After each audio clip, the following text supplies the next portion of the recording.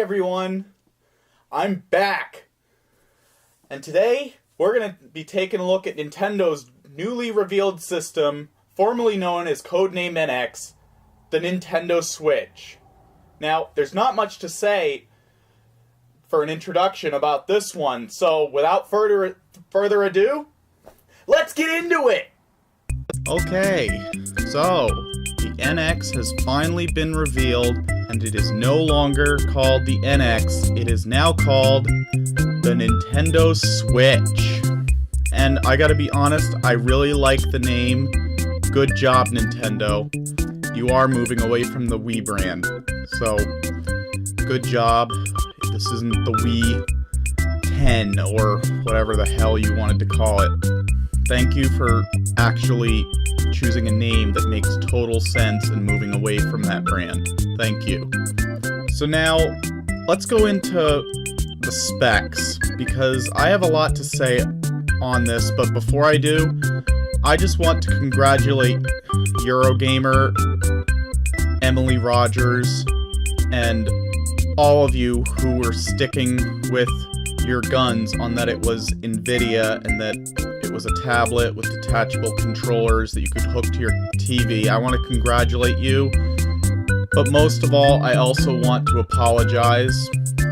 My sources were totally wrong, and I just want to say I'm sorry that I wasn't open to the rest of it. So, you've proven me wrong, but now let's get into what I think about the Nintendo Switch. So first of all, I think it's a brilliant concept. I have yet to see how well it's executed, but from what I can see, I'm very impressed. This is actually almost like confirmation for me about what I thought of the Wii U. The Wii U, to me, was almost like a working prototype of what the NX was going to be, because you gotta remember, the Wii U came out at a time when the NX concept was still being developed by Nintendo. They developed these consoles years in advance. It's weird. The GameCube, I consider the last original Nintendo system before this whole weird thing happened, because, let's face it, Nintendo has not gone with the most powerful since the GameCube. Well, in a way they have, and I'll explain that for you for a second. I've stated this before, the NES was more powerful than the Atari 7800. The Super Nintendo was more powerful than the Sega Genesis, because the Sega Genesis came out after the NES, so yada yada yada. So then, the N64, when they got under attack from PlayStation and the Saturn, the N64 was more powerful than the PlayStation, had smoother and better running games, although the games were smaller because they were on cartridges and CDs, believe it or not, at the time, held more data, but the graphics were not as pretty as on a cartridge, so... And then PlayStation 2 came out, and Nintendo felt the pressure, and they released the GameCube. And the GameCube, even though it used smaller discs, believe it or not, it's a more powerful system than the PlayStation 2. And then, of course, the Xbox came out, but no one saw that coming. But then, Nintendo pulled a fast one, and this is where the whole thing of people saying Nintendo's for kids began. The Nintendo Wii. Yes, I know a lot of people who still have their Wiis and still love it, and I'm like, then why do you love Nintendo so much? It is the worst console, in my opinion, they have ever made. The regular Wii sucked!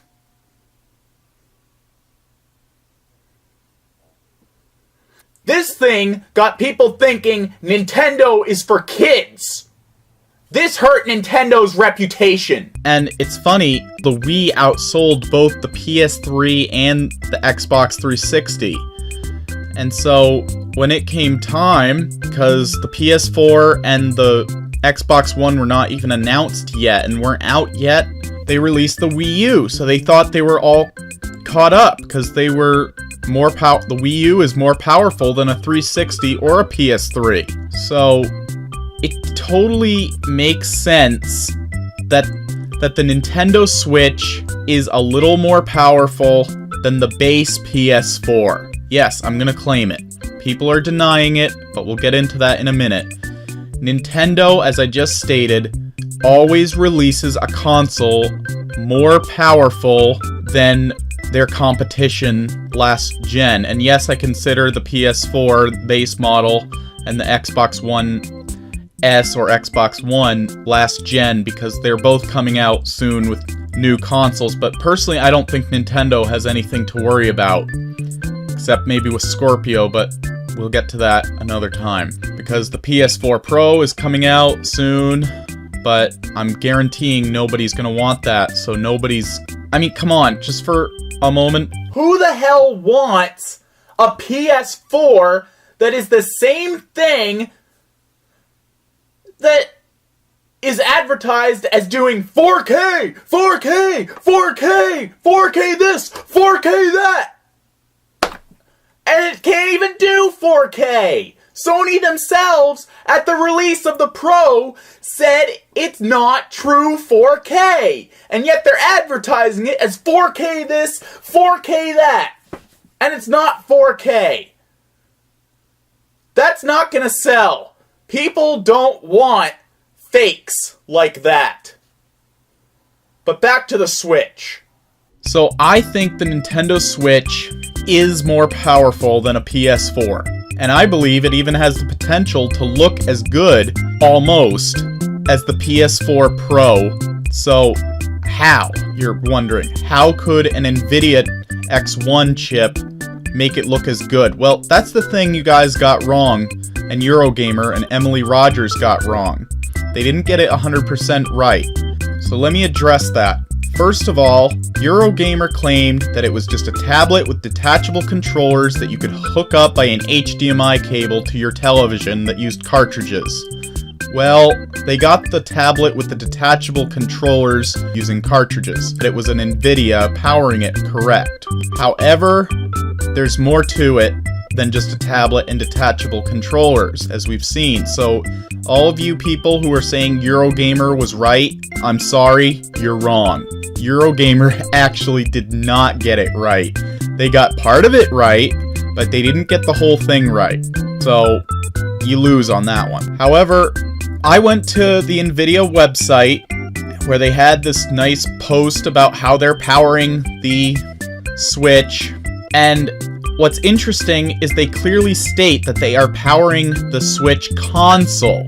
And I'm like, okay, you're powering the Switch console, but Nintendo has made it very clear that the console is the tablet. So I'm like, could there be more processing power in the dock, as it's called? I think there is, because let's face it, folks, an NVIDIA Tegra is known to be built with the capability of basically collaborating with a second different graphics card, chip, whatever it is. I'm no tech person, but I did my research on this one. And remember that missing AMD design win that people were arguing forever? And even on Nintendo's page, I told you they were hiring for people skilled in Linux. And I'm like, why were they hiring for that if they used NVIDIA? Well, I think the answer is that yes, NVIDIA is powering the console. However, I'm beginning to wonder, because NVIDIA is capable of computing with other cards, if AMD provided a chip that is only in the dock. Also, remember when Nintendo came out at first, they said the NX at the time, they called it, they said it would have industry-leading chips. Chips in the plural, not an industry-leading chip. We gotta think about that for a moment. So, I might be onto something here. Yes, the console is powered by an NVIDIA.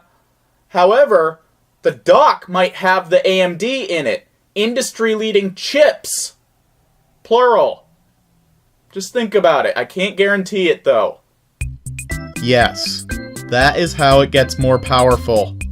The dock is the supplemental computing device mentioned in the patent. And speaking of the patent, let's look over it real quick. Remember, again, I know you're tired of seeing this patent, but I think it's important. So, we have the person, the TV screen, the console, the supplemental computing device, and the controller. And we all saw a Nintendo Switch reveal video, and what's interesting is every one of these things were actually shown. So, right here. Here's a picture of the tablet sitting in the dock. Now, the dock, I believe, is the supplemental computing device. In other words, it has extra processing power in the dock that puts it on par, or close to on par, with the PS4 Pro level.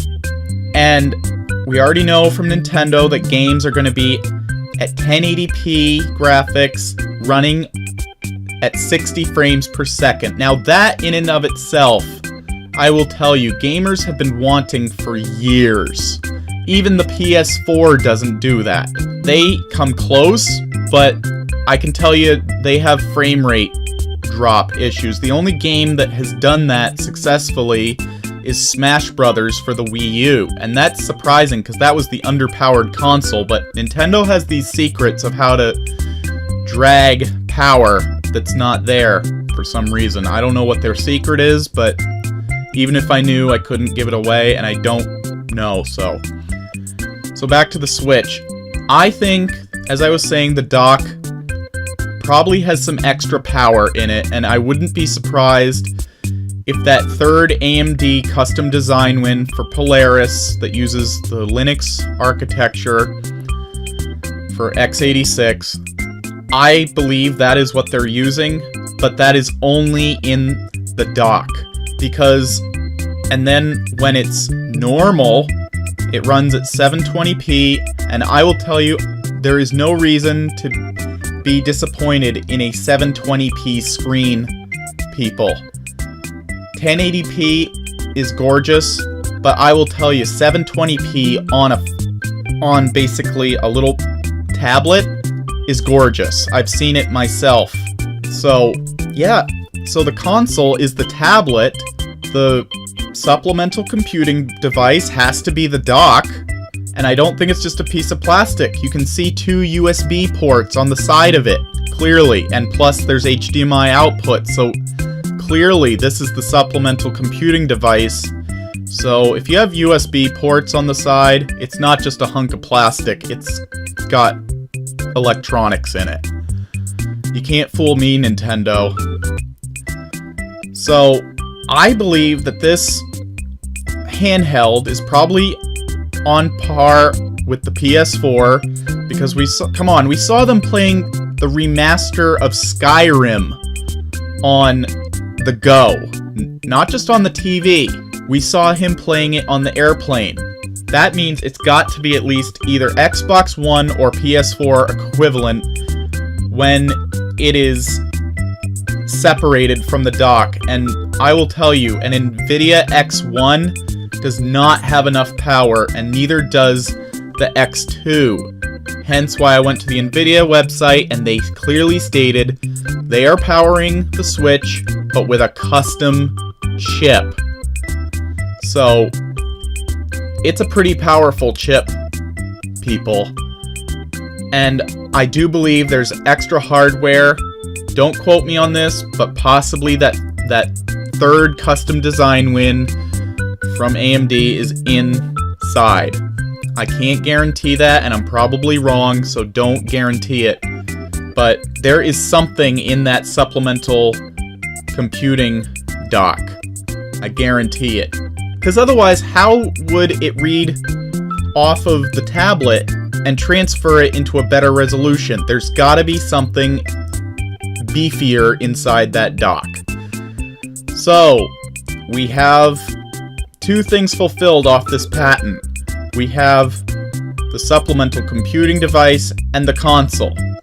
Now, as for the Joy-Cons, I don't think that that's what they mean by the controller. They are controllers, but I don't think that was ever meant to be the #1 use for this system. I think it's an option.